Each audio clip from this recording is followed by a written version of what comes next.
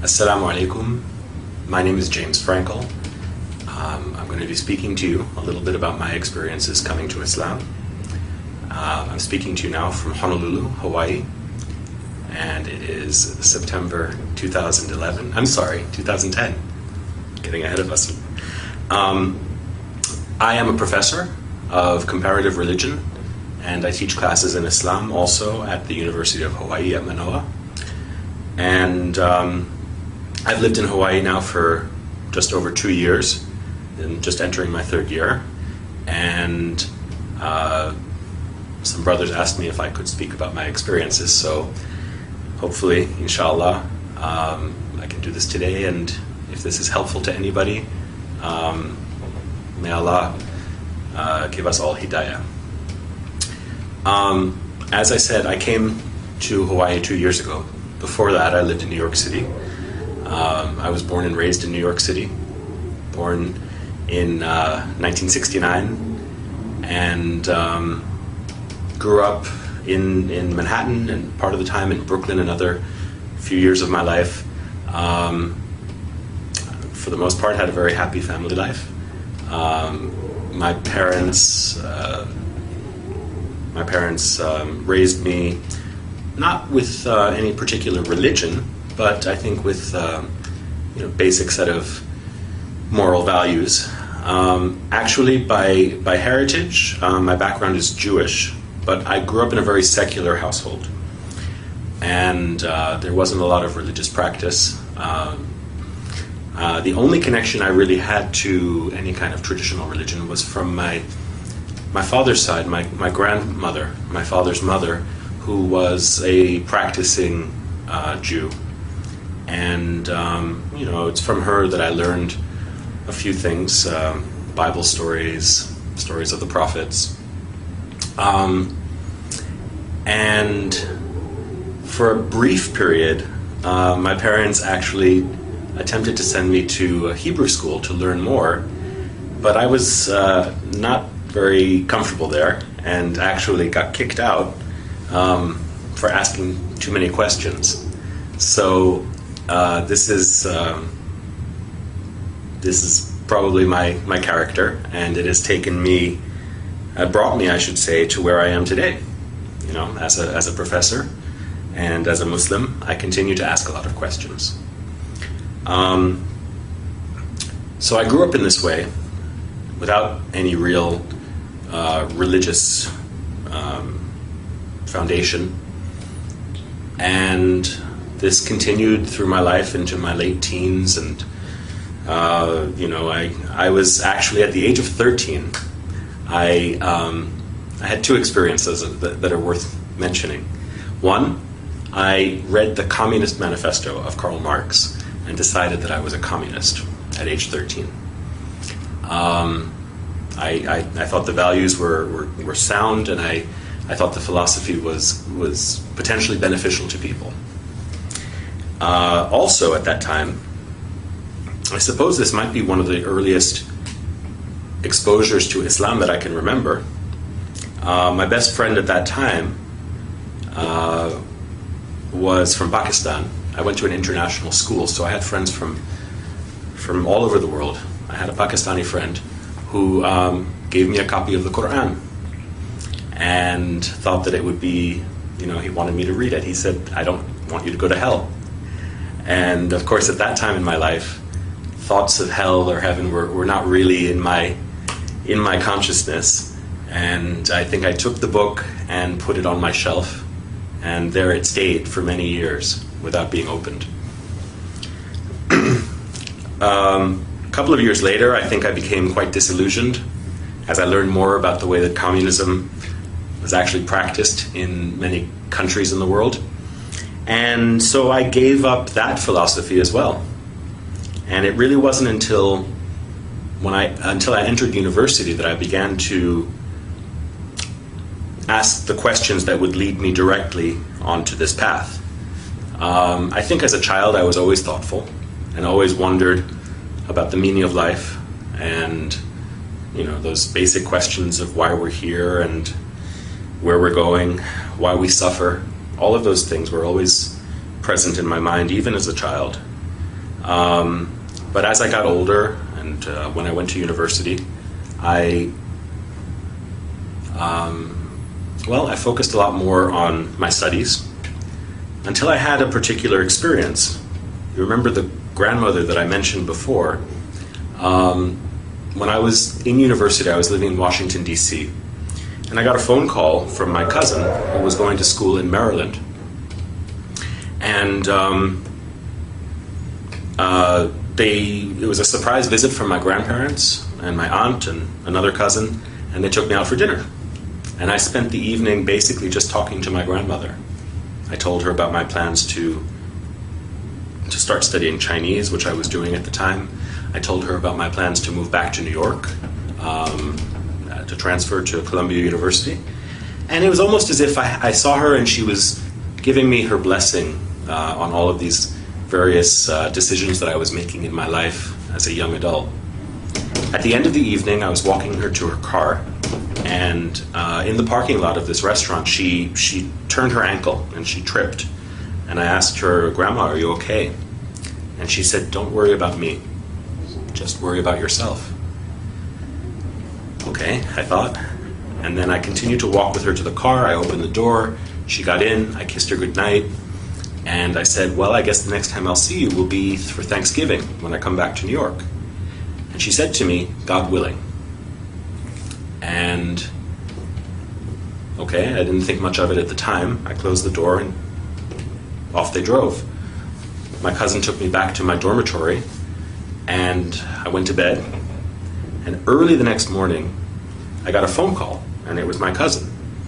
And I asked him why he was calling so early. And he said, there was no other way to say it. He said, "Grandma died." I said, "Really?" I thought he was joking, maybe.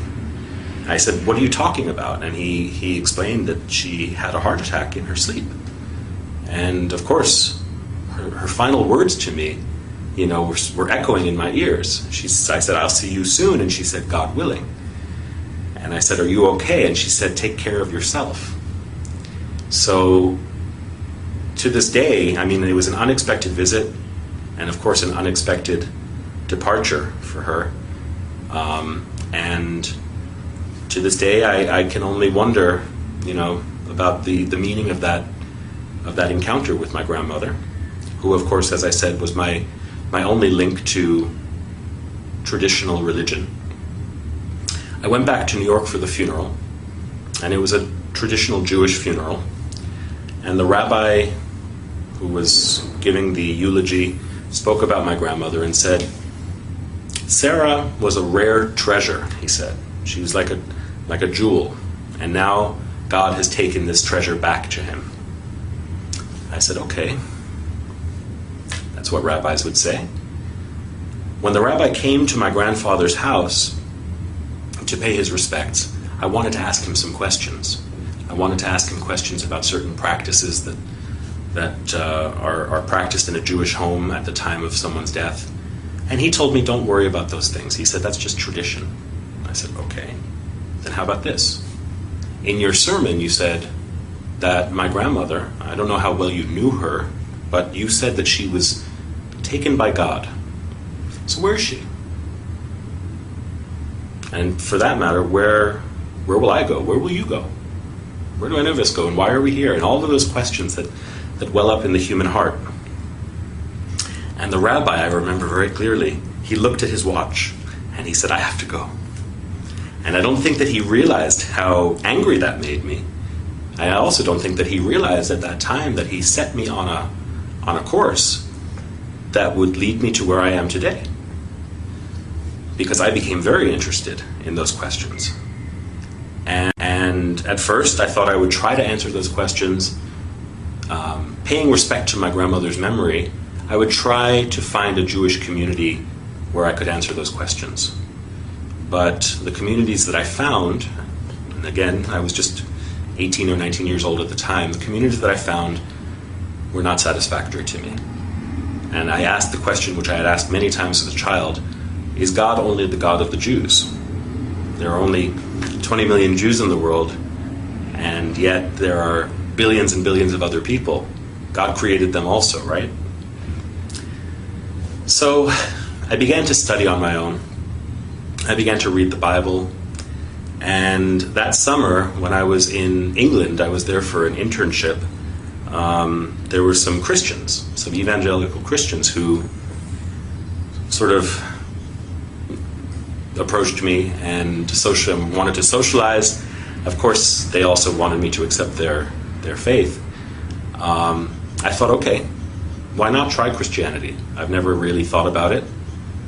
And in reading the Bible, I came to develop a very strong feeling of love and respect for Jesus. But that extra leap that they wanted me to make to accept Jesus as my Lord and my Savior was not one that I could do. Jesus for me was more like a big brother. Jesus for me was more like a teacher. Jesus for me was a Jew. And I couldn't accept the claims that they were making about him. But as I said, I did develop a very strong feeling of affection towards him. I thought, okay, I'm not going to find any answers to my questions.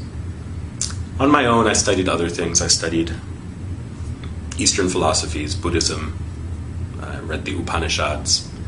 I studied Western philosophies, particularly Greek and Roman Stoic philosophy. But nothing really was answering the profound questions that I had. And one day, I was back in New York, just before I began my semester at my new school. And I was at Times Square, and this was back in the early 1990s. So Times Square was very different than it is today. It was much more seedy, kind of raw place. There were drug addicts and prostitutes, and there were all sorts of religious preachers. And I remember speaking to one guy. I always love to talk to people about religion, often as a skeptic. And there was one guy who was a Jew for Jesus. And he was telling me what he believed, and I had heard it before. To me, it was basically Christianity. And he asked me if I would pray with him. And I said, I'm sorry, I don't believe what you believe. He said, do you believe in God? And I said, I think I do. And he said, then pray with me. We'll just pray to God. And he put his hand on my shoulder, closed his eyes, and started speaking to the Father. And with his eyes closed, I started to look around at where I was, and I saw at the other corner these men with long black beards, white robes, jalabiya, white turbans. They were African or African American, but they looked like they had walked right off the pages of the Bible. They looked like Noah or Abraham or something like that. So I thought, well, I know you shouldn't judge a book by its cover, but why not? Why not talk to them? And I went over after the Jew for Jesus finished praying. I went over to them and I asked them what they were preaching. And they told me I probably wouldn't be interested in it. And I said, why not? And they said, well, because you're the devil. I said, really? I'm the devil. And they said, well, all white men are devils. And I said, if I'm the devil, let me just ask you this one question. If I am the devil, why am I so thirsty to know God? And they explained to me that even the devil believes in God. And I asked them, I said, where did you get this knowledge? I actually knew, I had written a paper in college about Malcolm X and the Nation of Islam. And so I understood that they were probably some derivative of that black nationalist movement. But I asked them what their source was for this claim of my satanic nature. And they gave me some verses from the Bible, Book of Daniel, I think. And I said, no. If I want the Bible, I can go down the street to the Jew for Jesus or to some other Christian. What about your book? don't you read the Quran? And they said, yes. And so they gave me some verse to read from Surat Al-Kahf. And I took it home. I took home the paper that I wrote it on, and immediately I went up to my bookshelf where I had the Quran that was given to me about 6 years earlier by my friend Mansour. And I started reading. I looked for the passage that they had directed me to, and of course I read it, and there was no indication there that I was the devil or that any other white person was the devil. But since I started reading, I went to the beginning of the book, and I just began to read. And I read, and I read, and I read until I fell asleep with the book in my hands. And the next day, I read, and I read, and I read when I had some free time. And any time I had free time, between classes, when I was commuting to school on the New York City subway, I was just reading the Quran. And it moved me in a way that other books hadn't. Certainly in a way that the Bible didn't. The Quran's directness and the fact that the Lord of the worlds, right, the Creator, as the book describes the author, is speaking directly to you at times, very direct way, very intimately. It moved me in a way that I had not felt before, and I can't tell you where or when exactly. I know that there were times that I would read it, and sometimes I could feel tears in my eyes and running down my face. Sometimes I would read it and the hair on my arm would stand up, or the back of my neck. And I can't pinpoint precisely the time or the place, but at some point I think that I had realized that I was reading the words of God. Well, around New Year's of that year, this is, I guess, about 1990, January of 1990, I was out with some friends from high school. We were having coffee, and we were just talking about what was going on in our lives. They asked me, what do you believe these days? Because they knew me when I was a communist, and they knew me when I went through many different phases as a young person. And they knew me as someone who didn't really believe in anything. So they asked me, and I said, well, I believe in God. And they said, really? What God? I said, there's only one God. And they said, where did you get this from? And I said, well, for me, it was from reading the Quran. And they said, so you've been reading the Quran, so you must believe that this is the message of God and Muhammad is the messenger of God. And I said, yeah, I guess so. So they said, okay, let me get this right. You believe that there's only one God and that Muhammad is his messenger. I said, yeah, when you put it that way, I do. And they said, you're a Muslim. And I laughed. I said, I'm a Muslim? You're a Muslim. You're from Pakistan. I'm just a guy who believes in God. They said, no, you're a Muslim. If you believe that there is no God but the one God and that Muhammad is his messenger, you are a Muslim. And I was in shock. For the next few days, had to think about what that meant. And I contacted my friend Mansour, the one who had given me the Quran when I was 13 years old. He was at University of Pennsylvania, and he was working in the Muslim Students Association there, I think. I thought I'd heard that.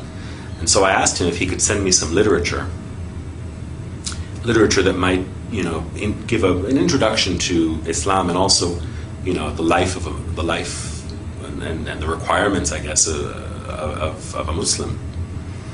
And he sent me a book or two, and one book in particular, Islam in Focus.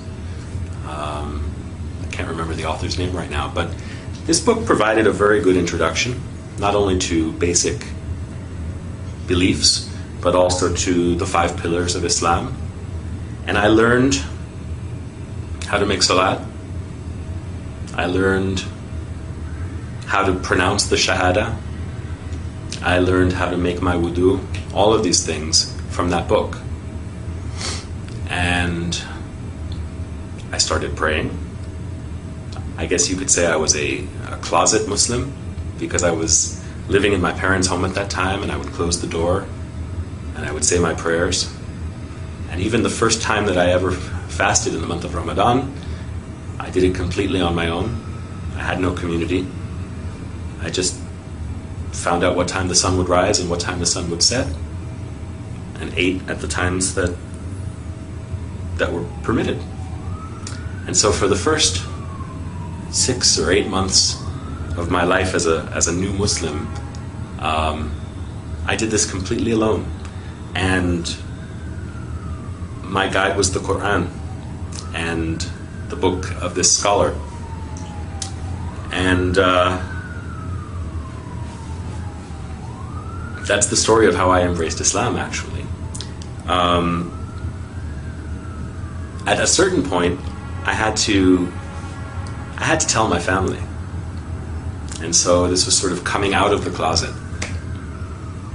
And one night at dinner, I was sitting with my family, and I told them, I said, I've been reading the Quran. They said, yeah, we know. We've seen you carrying it everywhere. And I said, I really believe it. And I said, what I've learned is that besides believing, there are certain practical implications of that belief, which I have chosen to follow also. So I guess that makes me a Muslim. My mother's reaction was very strong. She cried. And I think she asked herself, and probably looked at my father and thought, where did we go wrong? How did this happen? I think my father's approach was much more relaxed. He probably thought to himself, well, my son was a communist when he was 13. He was, a skinhead when he was 16. He went through so many different phases, maybe this is just another phase. And I suppose both my mother and my father were onto something. I mean, this was a phase, but it wasn't just a passing phase, or so I thought, or hoped. And my mother must have realized that I was serious. But of course her reaction was one of fear and regret, which I suppose are understandable when one is ignorant and only has distorted perceptions based on misinformation or limited information. So there were great challenges in those first years trying to communicate with my parents. I have to say, alhamdulillah, they are very understanding, and they've been very patient, and we've come to a better understanding. At first I think my mother worried that I would turn into some kind of a monster. But I tried to reassure her that, since embracing Islam, I'm a better student. I think I'm a better son, And, it wasn't as though I was a bad person before Islam. Maybe for some people, setting foot on this path is necessary for them to be able to reform themselves. In my case, I thanked my parents, actually, for giving me the values that I was able to recognize when I came to Islam. And as I said, I wasn't a bad person, inshallah. Islam has made me, makes me, and will make me a better person.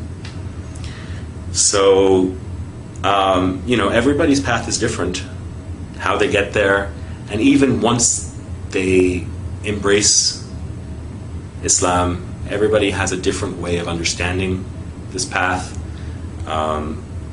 For me, it has a lot to do with learning and knowledge. I think that the basic purpose of life, the basic purpose of Islam, is to gain knowledge. Knowledge of ourselves, knowledge of our world, of our universe, and knowledge of our intimate relationship with Allah. So this has propelled me into my career. I don't know that I would be a professor today if I hadn't become a Muslim. I'm not saying that everybody should be a professor, but for me, it's been a long journey of learning and now teaching. Along the way, I've gained a great respect and appreciation for other religions also, which I don't think I would have had I not had this grounding in Islam. And I think that something that new Muslims should take to heart is that, when one becomes a Muslim, one doesn't become a different person. Rasulullah sallallahu alaihi wasallam said that people bring to Islam what they had before. So even among his companions, there were people who had special talents or challenges, and these are ones that they would have to continue to work with or to work on after entering the path. So similarly, I think I can say that's true for me. There are many challenges, and life continues to have its struggles. It just requires patience. For me, this is almost a 20-year journey, and only Allah knows how and where it will end. So my advice to new Muslims, or even to people who have been Muslim for a long time, is just to bear with patience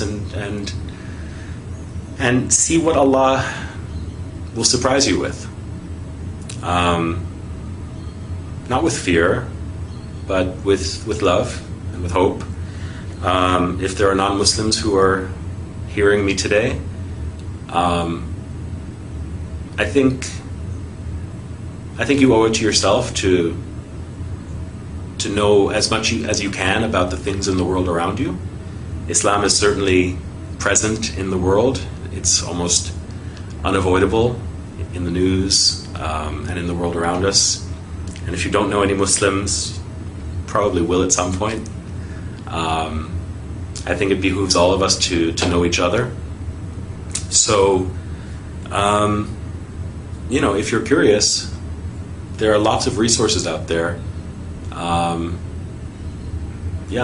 If you're in Hawaii, give me a call. I'm at the University of Hawaii at Manoa in the religion department, so if I can be of any help, let me know. And even to those people who are from Muslim families or who are, we can always increase in knowledge and in compassion and in love for each other. So it's that's my wish for all of you, and thank you for listening. With that, I say Assalamu alaikum wa rahmatullahi wa barakatuh.